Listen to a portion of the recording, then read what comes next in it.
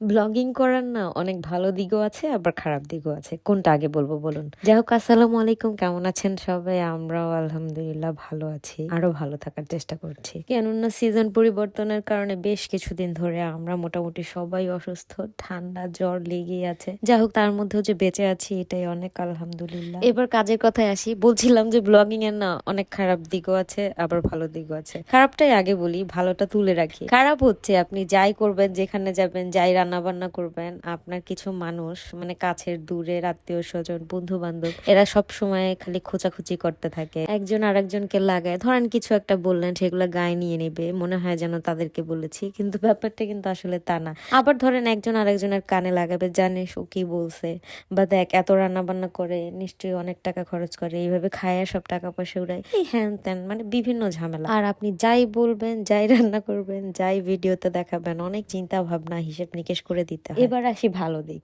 এই যে যেমন আজকে আমাদের জন্য কোকোনাট পট পেজ থেকে এই ডেজার্টটা পাঠিয়েছে। এরকম গিফট মাঝে মাঝে প্রায় বিভিন্ন জায়গা থেকে পাঠায়, অবশ্য আমরা সব অ্যাকসেপ্ট করি না। এটা একদমই ডিফারেন্ট টাইপের একটা ডিশ ছিল, আর এটার ফ্লেভারও আমার খুব ভালো লেগেছে। নাম যেরকম স্বাদও সেরকম, মনে হচ্ছে যে একদম ডাব নারকেলই খাচ্ছি। উপরে একদম ডাবের কুচি দেওয়া ছিল, আর ফার্স্ট লেয়ারটা তো মনে হচ্ছে একদম ডাবের পানি। যা হোক, আমার কাছে কিন্তু বেশ লেগেছে। এই রমজানে আমার মনে হয় যে ইফতারিতে এটা খুব ভালো একটা আইটেম হতে পারে। তার চেয়েও বড় ব্যাপার, এটা হোমমেড ফুড, আর প্যাকেজিং, স্বাদ সব মিলিয়ে একটা ভালো কম্বো ছিল আমার কাছে। অনেকে বলতে পারেন এটা খুবই ইজি, বাসায় বানানো যায়, কিন্তু সরি টু সে বাচ্চা কাচ্চা নিয়ে আমার পক্ষে বানানো সম্ভব না। আর আমার মতো যেসব পাবলিক আছেন তাদের জন্য আমি ডিসক্রিপশনে তাদের পেজ লিঙ্কটা দিয়ে দিব, আপনারা চাইলে অর্ডার করে নিতে পারেন।